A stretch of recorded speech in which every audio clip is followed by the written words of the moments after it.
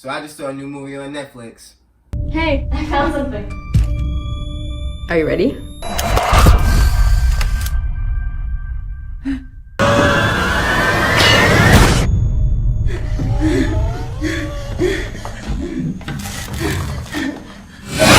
Yeah, Polaroid. You might not be familiar with what it actually is if you weren't born before a certain time, back when, phones didn't have cameras connected to them and people took pictures and there was like one copy of that shit instantly.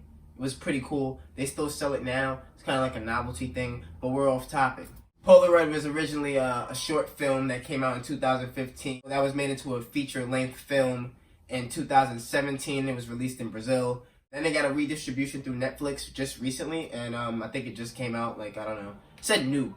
Okay, it said new. I don't know when it hit Netflix, but it said new. Spoiler alert, we're about to get into some heavy details, so if you haven't seen the movie yet, go see it, come back, see this, because this is about the movie after you've already seen it and whether or not you like it.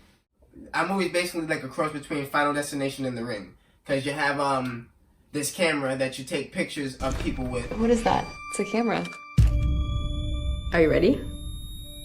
And then after your picture is taken, you're pretty much gonna get got by this evil entity that's lurking in the background of the photo. That's kind of like the ring portion, where you're interacting with this form of media that is then hunting you down and killing you. Final Destination part comes into play because it's kind of like there's an order to it. So it's like, whoever he's looming behind in the photo.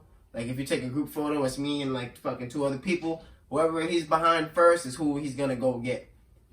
So now not only do these photos have the power to basically track and kill you, because whoever it's looming behind is gonna get killed next. The photo also has like this kind of like voodoo doll property, where if something happens to that photo, it also happens to you. As we saw in one scene where they tried to set the photo on fire, and one of the characters' arms sets on fire as well, and another character almost catches a blaze. There's also another scene where someone gets their hand stabbed in the picture, and that gets them their hand stabbed in real life. It actually didn't even have any blood. It was kind of weird. So our main character's name is like Bird, and I guess that's supposed to be symbolic to like, because she's like a little caged bird. She's like a little canary. She stays to herself. Like she's not really a social creature. She's no butterfly. And she works in an antique shop, and she finds this camera with the other person she works with. This is so cool. Try it out on me. And I believe she took a picture of him first, and so he bites the bullet early in the movie. He's the first person known to have died from the camera. He dies first, but they're not aware of that yet because they went to a party. At the party, she sees one of the guys that she took another picture of, and she decides that she's gonna take a picture of her friends who have an anniversary. Group photo. Come on. With that same person that she took a picture of the first time, and so they're gonna all be lined up in this photo. Her other friend comes through, photobombs that. Smile. So now, what do you know? Everyone's gonna die. After that, the host of the party, she comes, she takes a selfie of herself, put down, you know what that means, slated for death. One by one, they start dropping like flies. It's fast paced. I'm not sure, the pacing is a little quick. It's happening that we're in it. At least in Final Destination, they had to go to each person and try to convince them. This was kind of like everyone knew like pretty early on, and they just all bit the dust pretty quickly. Basically, they wind up finding out that the whole reason why the camera is doing that is because it's the spirit of a man that used to live in a town that used to be a photography teacher who had killed a group of kids and was taken out by the police before he could kill the last kid that he was torturing. And so, armed with that knowledge, they decide to start investigating. Tragedies, we make up urban legends.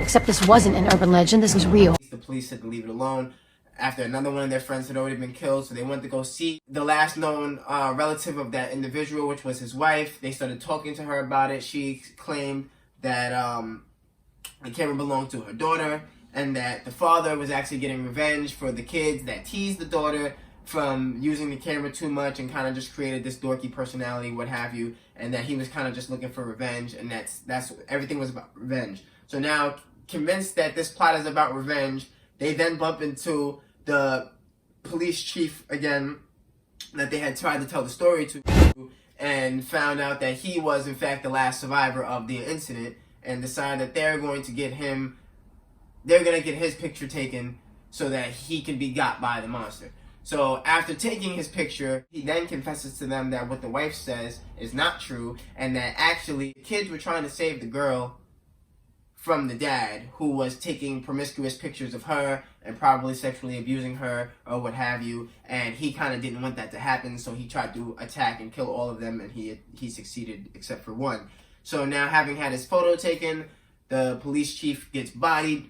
Now we're in our final scenes of the movie where they're just running around wild stupid outside their school, not knowing what the fuck to do. So our main character, Bird, comes up with the brilliant idea that we're going to take a picture of this motherfucker, so that this way we can just, I don't know what the fuck the plan was. I really didn't know what the fuck the plan was. I was like, was she gonna get him to stalk his fucking self? But see, I had forgotten that voodoo aspect of the motherfucking pictures. So after the voodoo aspect of the pictures had clicked back in my head, she took a photo, having gotten a little bit of her own hand in that photo, and crumbled that shit. Now this motherfucker started breaking everything, but she also started fucking her hand the fuck up. That shit was everywhere. He was still moving, so she decides, I'm gonna set it on fire. So she sets the picture on fire, which burns the monster, and right before her hand sets into a full blaze, the monster disappears so she can put the picture out. The end. Nah, scratch that. Then she took that camera to the San Francisco Bay and threw that shit in the ocean like a fucking smart main character should. The end. So what can I say about this movie? It was aight. I mean, it had a few good jump scares.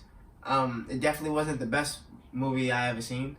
I mean, it wasn't the worst movie I ever seen. I mean, I can see why it didn't get really released in theaters over here. I think it got a re-release, like a redistribution. If it did get released in theaters, I don't remember hearing about it. And, yeah. I mean, all in all, it was okay. I mean, am I going to start a star system? Like, what are we going to use, 5 stars? Alright, so we'll use 5 stars as our standard system. I'm going to give this a solid 3. Solid 3 out of 5. It was alright. Nothing to break your neck for. But still something worth seeing.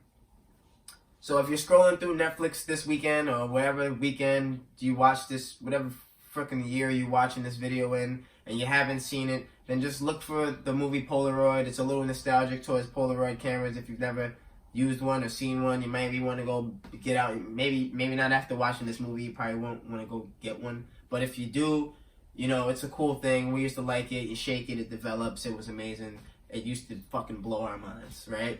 Cool. So, in a nutshell, that was fucking the movie. So, starting this new movie review thing. And if you like what you're seeing and what you're getting, then give me some suggestions for some movies that I could fucking watch and fucking review. Because we're doing stuff like that now. Like, we do whatever. We just do everything. So, like, subscribe, share, comment, all that good jazz. Because I need that. Trying to still get to 1K. Once I get to 1K, I'll stop asking so much. No, that's a lie. I'm going to keep on asking because I need more subscribers. So just keep on doing y'all, and I'm going to keep on doing me. All-Star out.